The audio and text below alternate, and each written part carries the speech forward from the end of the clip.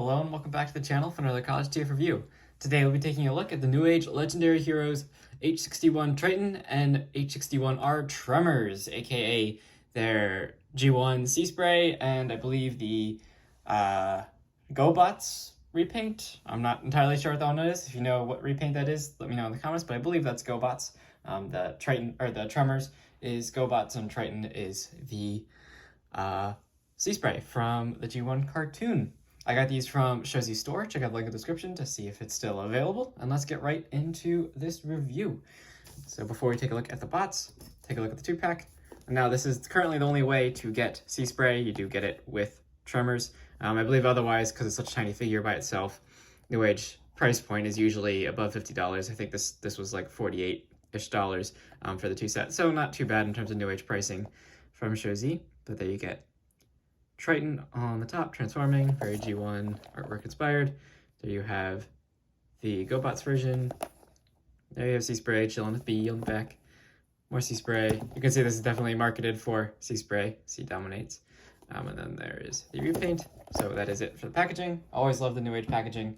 And you do get one set of instructions for both bots. They are the same transformation. Their only differences are the head sculpt and a few minor little details, but nothing that changes the actual transformation sequence. And here are the 2 bots. And you also get, in addition to their blasters that they're holding, you also do get these 2 accessories, which are more for their alt modes, the hovercraft modes. But you can, of course, peg them onto the back here. There is a hole right in their back, and you can just attach that if you want to have that look going. You can. Personally, I don't really want to use those for either of the modes, but nice of them to include it, I suppose. So just taking a look at Seaspray here. Very nice figure. Has a nice little weight to him too, given the size. A little bit of die cast. These propellers are die cast. Can't tell if anything else is die cast, but he does have a nice weight to him. Nice thick plastic, as is typical with Newage. You can see the head sculpt there. Pull the hair off of him. There we go. There's the head sculpt. Very nice sculpting. You can see the blue eyes, that gunmetal silver for them behind the eyes there. Yellow, nice whites, very pearl colored. You can see the nice big feet. Up on the front of the hovercraft. There's the side, and there's the back. Cleans up very well. And he does come with his blaster right there. Very nice sculpt. Very typical Autobot blaster in appearance. Very tiny. There you go. See, it's molded in the blue plastic, but then painted over in a gunmetal-ish color. Now I'll go over articulation with this guy, and then we'll check out the other one. So articulation-wise, the head is on a ball joint. It's very stiff, though, but he can look all the way up, and he can look down a little bit, and then if you use the transformation joint, you can get him looking all the way down like that. Looks a little weird. But then you can also rotate the full 360. That just is very tight. Then arms, nice tight ball joints, so we can go up to there. Rotate all the way around. You're not going to really hit anything. And you get bicep swivel there at the elbow. Almost 90 degrees. Due to the way this is sculpted, it's not quite 90 degrees. And nothing out of the risks. They're very tiny. But you do, nonetheless, still get a full unhindered 360-degree waist swivel, which is really nice. You get an ab crunch to there, which is fantastic. You can also crunch backwards to there. Then ball joints at the hips. So you can do the splits. You can high kick pretty good, about to 90. And same thing back. Very good. You do get a knee rotation. You do get 90-degree bend out of the knee. It's worth noting, though, that you cannot rotate the knee once it's bent.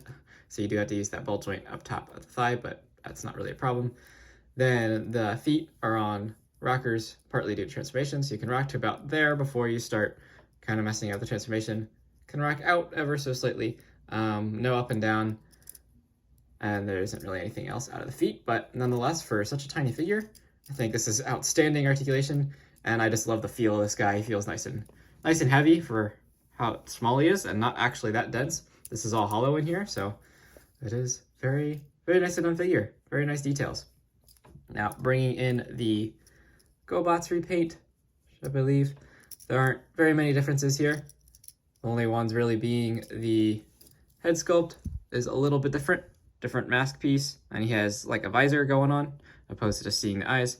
And then these like propeller sections have some extra paint detail. They're a little longer, they're kind of pointy, and he has a 4-bladed propeller instead of the 3. But otherwise, I believe all the other details are the same, just different paint applications. Another really nicely done figure. Oopsies. Very nice look to him. So there you go. Looks really good. Same articulation, of course, and same weapon. And then his like water spray accessory is just a dark gray color in transparent plastic, and you can tap that onto his back if you want that look going. So there you go. Now I'm only going to transform one of these guys, as they're basically the same, the only difference again being these little pod sections up top. But otherwise, other than those nacelles and the paint, they're exactly the same in their alt mode. So I'll just start with Seaspray. Actually, before we do that, I'll just show you a quick size comparison. I don't have any of my Newage bots with me right now. I do have Magic Square Optimus Prime, so he's a good bit taller than Newage. The Newage Optimus Prime comes to like about here to his shoulder, just for a sense of scale. But honestly, I think the scale still works really well if you want to use your Magic Square Optimus Prime, because he is a fantastic figure. With your Newage bots, you certainly could. So there you go, that scale. You know, the Seaspray is a mini bot, so I think this actually works out pretty well. They look very nice together.